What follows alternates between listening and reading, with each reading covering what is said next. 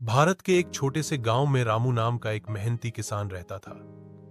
उसका परिवार पीढ़ियों से खेती करता आ रहा था, लेकिन हाल के वर्षों में मौसम के बदलते मिजाज और घटती फसलों ने उसकी जिंदगी मुश्किल बना दी थी।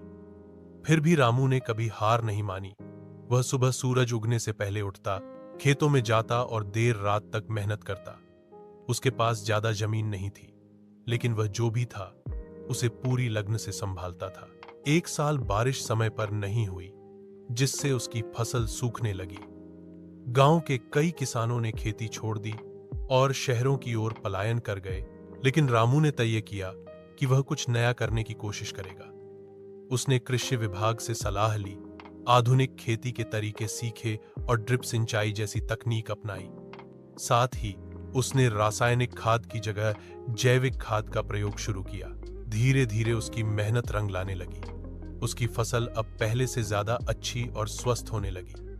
लोग उसके खेत देखने दूर दूर से आने लगे। रामू ने सिर्फ अनाज ही नहीं, बल्कि सब्जियां और फल भी उगाने शुरू किए।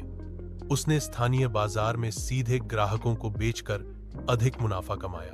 गांव के अन्य किसान भी रामू से प्रेरित होकर आधुनिक और टिकाऊ खेती अपनाने लगे।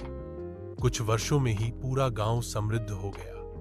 गांव में स्कूल, अस्पताल और सड़कें बनने लगी। रामू की लगन और हिम्मत ने न केवल उसकी बल्कि पूरे गांव की किस्मत बदल दी। रामू अब भी वही साधारण किसान था, लेकिन उसका सपना बड़ा हो गया था।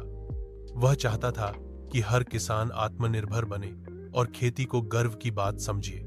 उसकी कहानी यह सिखाती है कि मुश्किलें चाहे कितनी भी बड़ी क्यों न हो, मेहनत, ज्ञान और धैर्य से हर समस्या का हल निकाला जा सकता है।